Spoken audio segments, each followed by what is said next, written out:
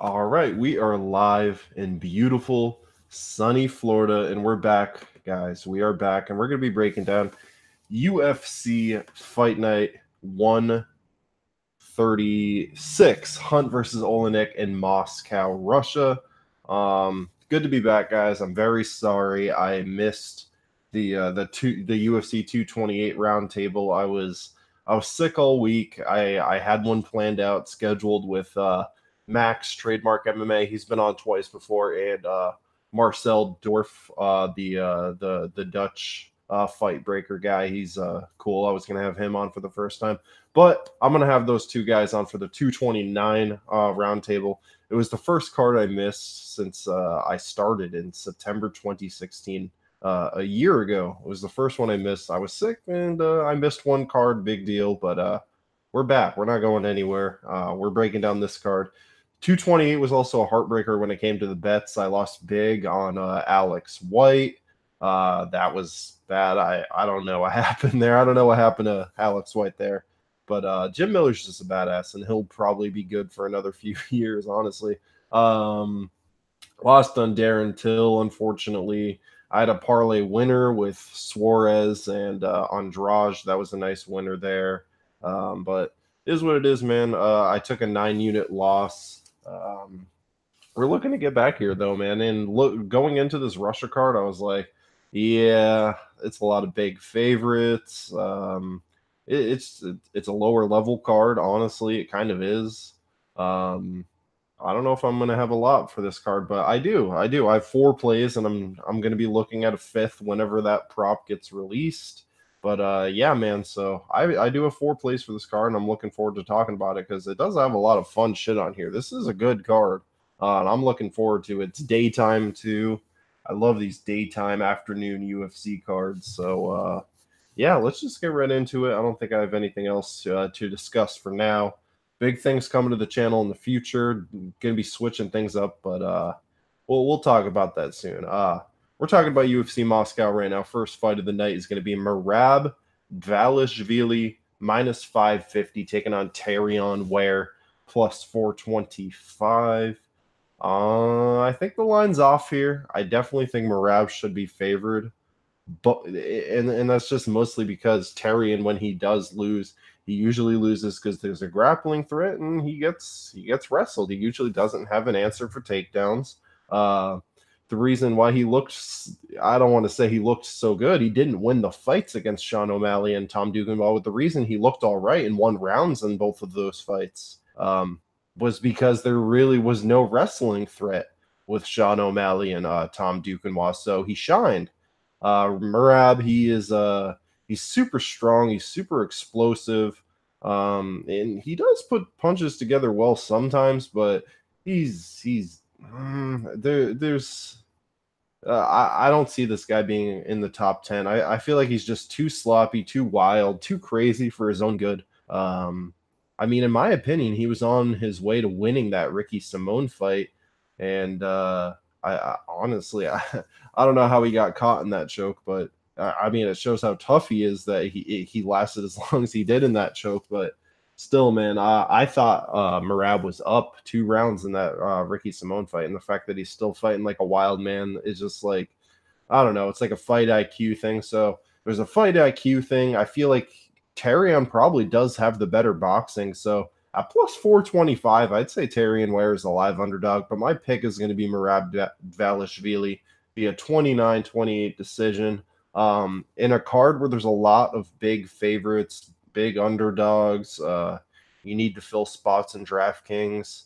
I think Tarion Ware is a great play for, I'd say mostly for DraftKings more than for betting, just because when it comes to DraftKings, I don't think Merab Dvalishvili is going to be getting a finish here. I think it's going to be going all 3 rounds either way. Let me look at the over, or the fight goes the distance, because I don't even, the over 2.5 rounds is minus 245. So this fight's probably going to decision. So even if Tarion Ware does go out there and lose and get taken down a bunch, I feel like even as a loser at what $7,000 he's at, if he were to put up like 35 points, that's not the worst thing in the world for cash games. So I don't know, and he does have a decent chance to win, I think. So. I like Terry on Ware and DraftKings. I'll have some of them in there, but from a betting perspective, it's a big old pass for me.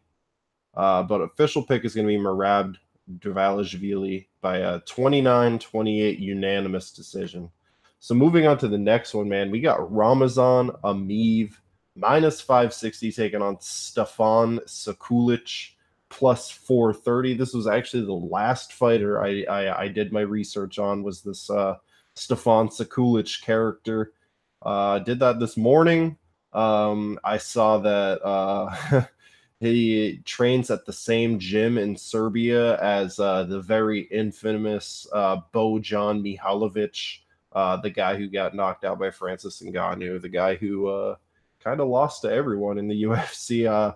One of the worst fighters we've seen in the UFC period. That's one of Stefan Sekulic's main training partners, and that gym he trains at in Serbia. I don't think he's training with the best competition. Looking at his record, like all of his fights have been in this one Serbian promotion.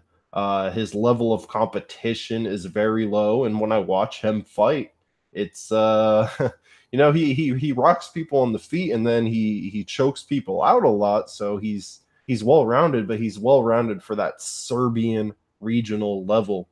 He's taken on Robinson Ameev here, who is not only a serious Russian fighting out of Team Goritz. Dude's legit. I mean, he's one of the best. I mean, he's one of the best up and coming fighters in the UFC right now. I'm super high on Ramazan Ameev. I love how he performed against Alberto Mina. Some people will give him flack for not finishing Sam Alvey. Sam Alvey's a tough guy, and he got the win over Sam Alvey. I think Ramazan Ameev is absolutely legit, and I don't have a play on him right now, but he's going to be what I'm looking at is the Ramazan Ameev points handicap. I've bet those in the past a few times. I'm going to be waiting for that prop on the Ramazan Ameev points handicap, and I think that might be my last play. So I haven't bet him yet, but we're going to see with that Ameev points handicap prop. I might even just bet the Ramazan Ameev in the distance prop, honestly, and it's at plus 180, man. I just feel like this is a gigantic mismatch, and there's value even at the current price, in my opinion. So I'm going to go with Ramazan Ameev. I'm going to say he makes a statement here and gets a first round knockout. So moving on to the next fight, we got Jordan Johnson minus 250 taking on Adam Yandiev plus 210. I think lowly of Jordan Johnson, honestly. Yeah, he's a D1 wrestler. He has great wrestling. He's 3-0 in the UFC. He's winning fights. But I don't know. I feel like there's some, I don't want to say red flags, but definitely reasons to not pay such big juice on Jordan Johnson, especially against a Russian in Russia. So this Yandiev character, he's quite the guy. So he comes in, all of his wins are in the first round. He's super explosive. He has really good wrestling. I honestly think his wrestling matches Jordan Johnson's while they have fresh gas tanks. That's the thing. While they both have fresh gas tanks, I think the wrestling is pretty even. And this first round is going to play out on the feet. I think the wrestling will neutralize each other. This first round will play out on the feet, and I think Jordan Johnson, although he has a good jab, he's a big, tall, long guy. He has a good jab for sure, but I feel like he leaves his chin out. He's just pretty sloppy, man. I'm going to be honest with you. And a guy like Yandiev, who's so dangerous in the first round, I don't think I'd be that surprised if he came out here and knocked Jordan Johnson out in the first round. I mean, I wouldn't be surprised at all. I wouldn't be surprised if he went out here and took down Jordan Johnson in the first round, but thing is, if this fight hits the second round, I don't think it's going to be good for Russia here, because Adam Yandiev, like I said, all his wins are in the first round. He has a very suspect gas tank. I saw him gas in the first round a couple of times. He hasn't fought in over 3 years. That's a red flag right there. I think this fight is in one more thing to mention. Jordan Johnson is taking not only this fight at short notice, he's taking this fight at short notice at a new weight class, going down 20 pounds. So he's going to be making this cut to 185 for the first time in Moscow.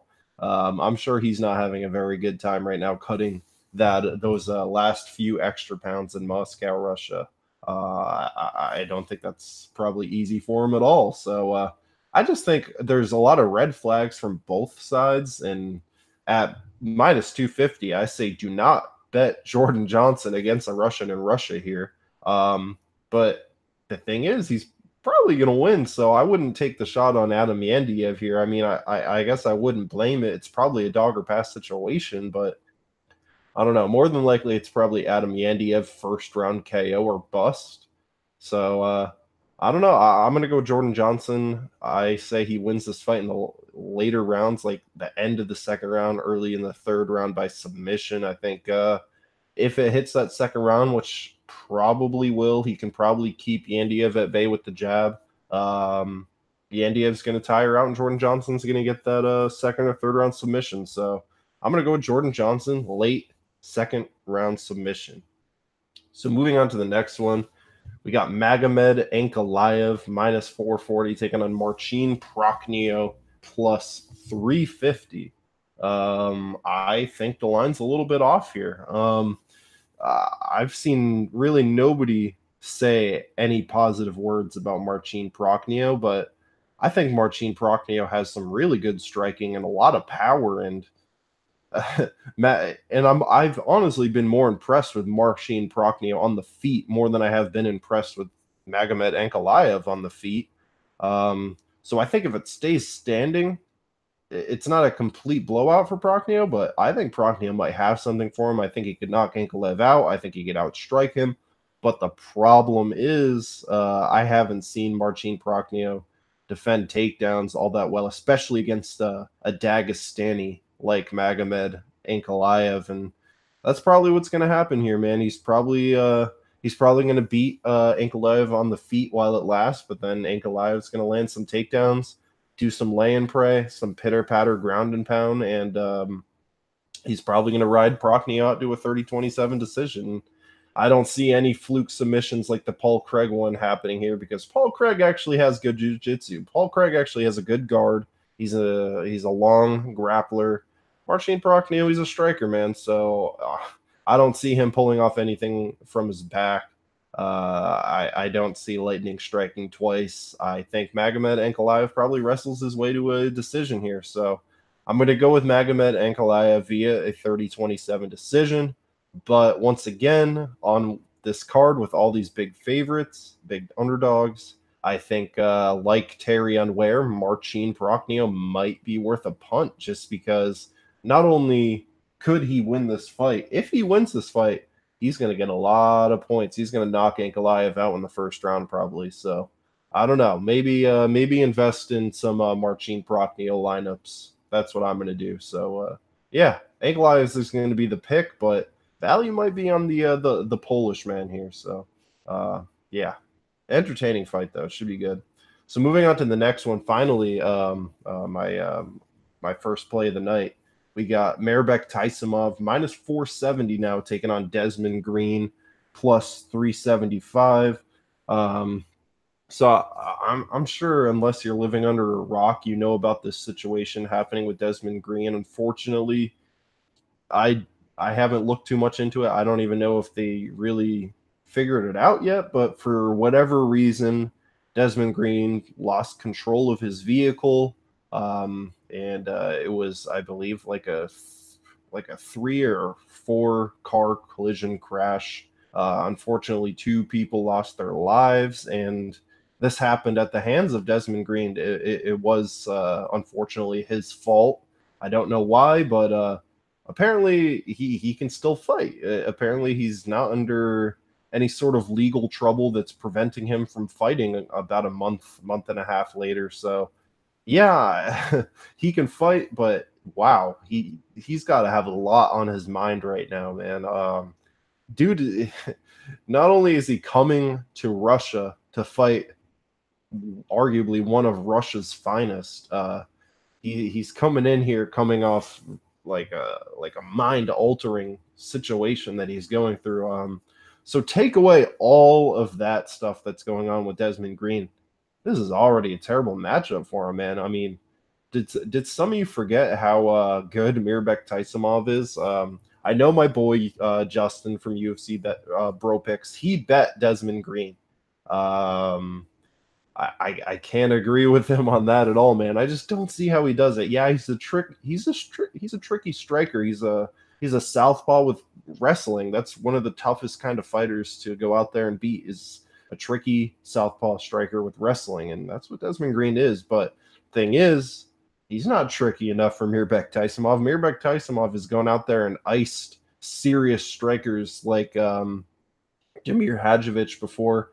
He's I mean, the dude's a machine. He's a striking machine. Arguably one of the top 5 strikers in MMA, man. I mean, Mirbek Taisimov is no joke at all. I think Desmond Green's path here is the wrestling. I don't think he's going to be going out here outstriking Mirbek at all. It's got to have to be the wrestling, and I just don't see it, man. I think Taisimov has really tightened up that takedown defense, and thing is, I mean, have we really seen Desmond Green go out there and out wrestle guys to decision? I mean, that's not really what he does. He outstrikes people. I just don't see it happening here, man. I think there's value on Taisimov even at minus 470. I got him in a parlay at minus 400. So I have Taisimov in a 5-unit max bet in a 2-leg parlay. Yeah, I got him at minus 400. So I got 5 units on Taisimov in a 2-leg parlay, and he is going to be my pick. I don't know. I think Desmond is probably tough enough to go out in the last 3 rounds. So I guess I'll go with Taisimov 30-27 decision. But would a Taisimov KO surprise me in the least? Probably not. So yeah, I'll go Taisimov 30-27. Moving on to the next one, man. We got Rustam Khabilov minus 750 taking on Cajun Johnson plus 525. It's funny, I never thought I would be breaking down a Cajun Johnson fight ever again, but here we are. He got another fight. They're giving him a Russian in Russia, and they're giving him one of the toughest possible outs in the entire lightweight division. I mean, Rustam Khabilov, if you want to talk about consistency, this guy has gone on an unbelievable run in the UFC. He wins fights, man. He wins a lot of fights. He wins fights against good guys like Desmond Green. He just went out there and beat Desmond Green not too long ago. And the thing is, we just saw Cajun Johnson fight Islam Makhachev, Rustam Khabilov, a lot of similarities, except we've seen Islam Makhachev get knocked out ice cold in the octagon before by Adriano Martins. We haven't seen Rustam Khabilov get knocked out ice cold before. And he fought Adriano Martins too. He lost to Adriano Martins, but he didn't get knocked out. And I feel like Cajun's path to victory here is what his path to victory against Adriano Martins was, and that's to just strike like a hang back, do Cajun Johnson things, dance around, make it a really boring fight, and then find your opportunity for the knockout blow. That's what he did against Adriano, and that didn't happen against Islam Makhachev at all, because Islam Makhachev is a wrestler. He took Cajun Johnson down. He didn't present him with that opportunity like an Adriano Martinez. And with Rustam Khabilov, we have literally the same exact situation we had last time, except with Rustam, he doesn't get knocked out. Islam Makhachev got knocked out. And I feel like if Cajun does get the fight where he wants it to be and he lands one of those blows, I feel like Rustam Khabilov can eat shots and get takedowns. So I'm trying to make my best case for a minus 750 favorite, but is what it is. Rustam Khabilov is going to win this fight, and I got him at way better odds than minus 750. He's the other half of the two-leg parlay with Taisimov.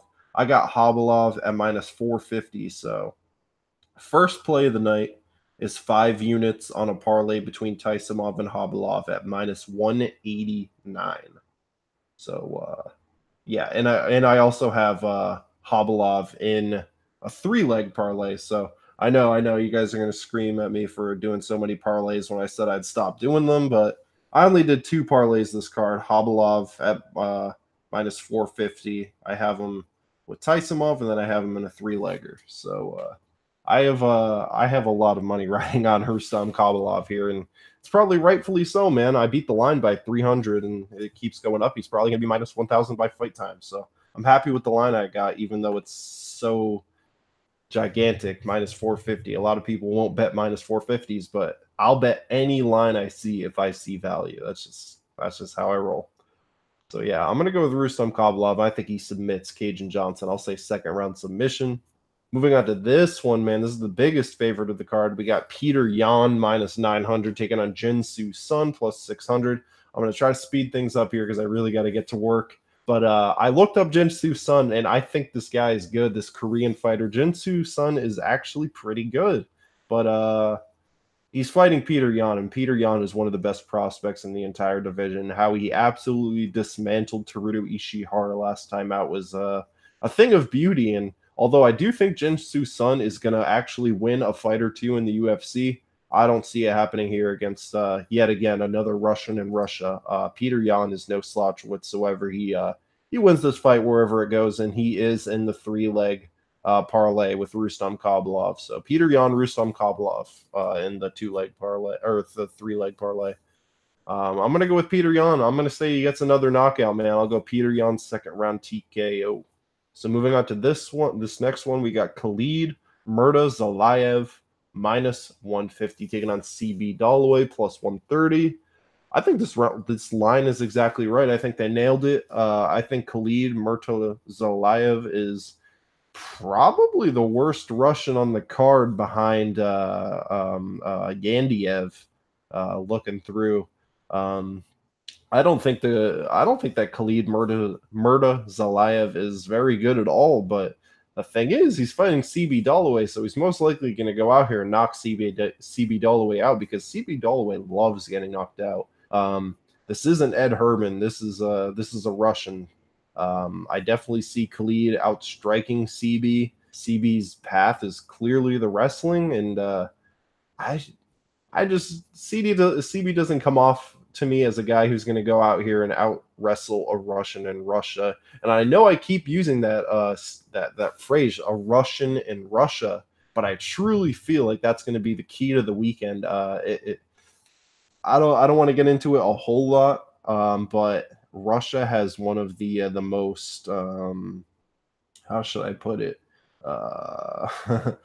I'm not even going to get into it, but it's pretty corrupt with the judges, the referees, everything. Everything's super corrupt, and maybe the UFC will prevent any kind of corruption. But just if there's any close fights between a Russian and somebody from a different country, I promise you the Russian's going to get that decision. So all that in mind, don't want to talk about this fight too much. I think Khalid Murtazalayev knocks out CB Dalloway, but I wouldn't trust Khalid at the price. It's probably right, and CB could come out here and out wrestle him. So yeah, I'll go Khalid, second round TKO. So moving on to the next one, we got Alexei Kunchenko minus 525 taking on Thiago Alves plus 415. Kunchenko is indeed the third leg in that parlay. So I have a 4-unit 3-leg parlay at minus 137. Kunchenko, Yan, and Kabalov.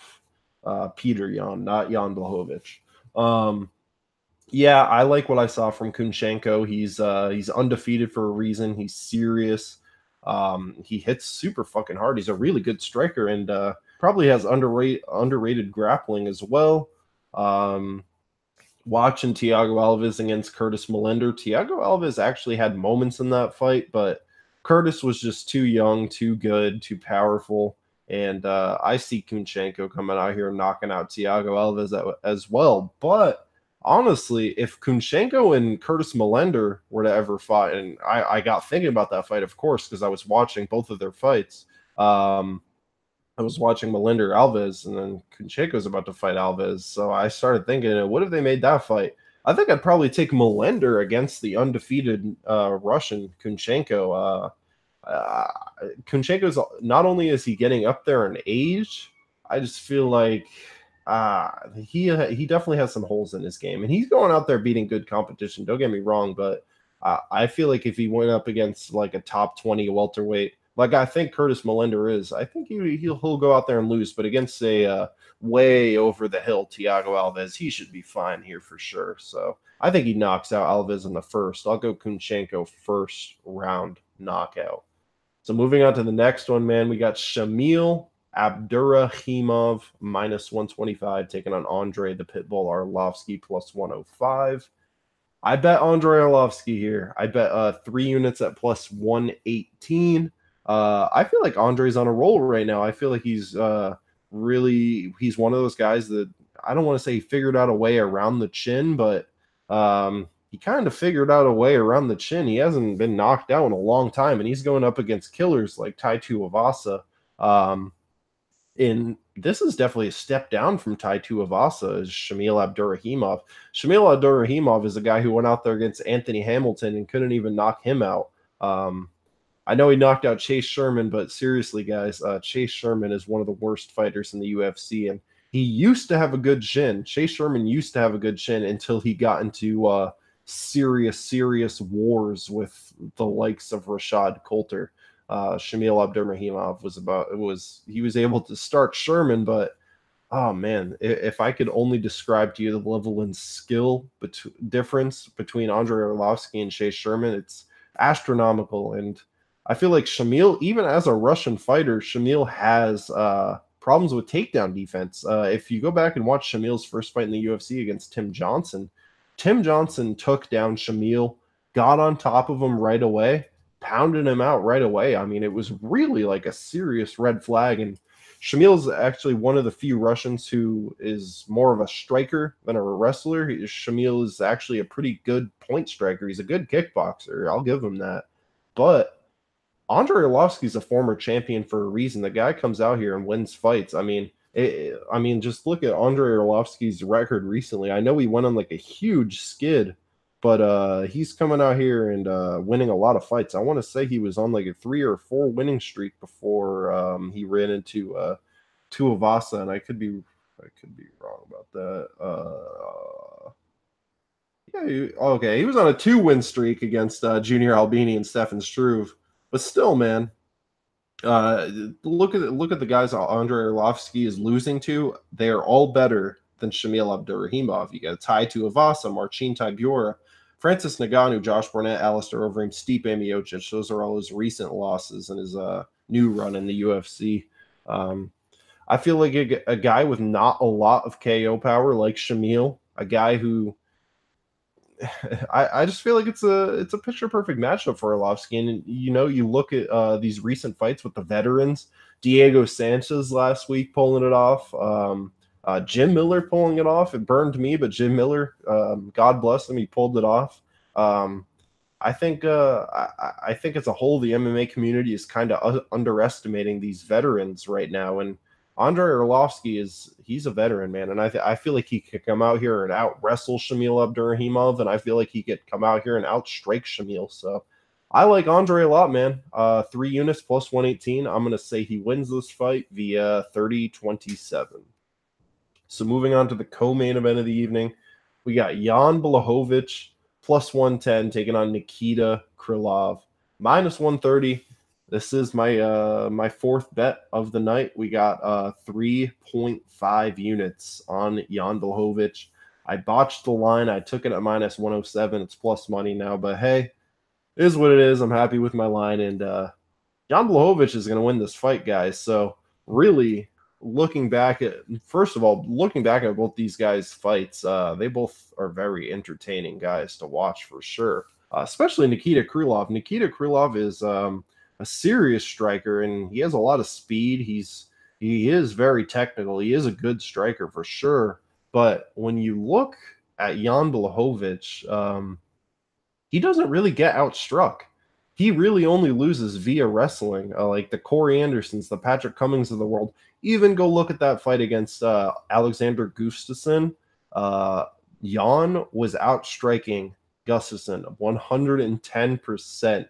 Jan bloodied up Gus's face 1 minute in, landed a lot of shots. Jan Blachowicz spent most of that fight on his back. Gustafsson used his wrestling. That is Jan's kryptonite, is the wrestling. So Gus had to resort to that. Jan was on his back for 80% of that fight, Jan still managed to land almost 60 strikes on Gustafsson's face, and only like 20% of that fight was standing. I just thought that was crazy. Jan was piecing up Gustafsson. I mean, this guy is a really, really good striker. I feel like he's I feel like he might be back on the juice that he used to be on back in the regional scene, but we won't talk about that. We kind of want to keep that on the down low. But Jan Blachowicz is serious. He really never gets outstruck. He's been in the UFC for 9 fights, has not been finished in a single one of them. Now, looking on the other side of Nikita Krylov, he has fought, I believe his record is like 25-5 or something, like 30 fights. Not a single one of Nikita Krylov's fights has seen the scorecard. So he is a true finish or be finished kind of guy. 9 UFC fights for Jan Blachowicz. He has not been finished once. Now, Nikita Krylov also has 9 UFC fights. He has been finished 3 times by knockout and submission. I feel like Jan Blachowicz is going to come out here. The striking is going to be, it's going to be close. It's going to be a closely contested striking battle until Jan Blachowicz catches him with something clean. It's going to happen, man. I've seen Nikita Krylov get caught many times, and I've seen Nikita Krylov get caught by grapplers like Misha Serkinov.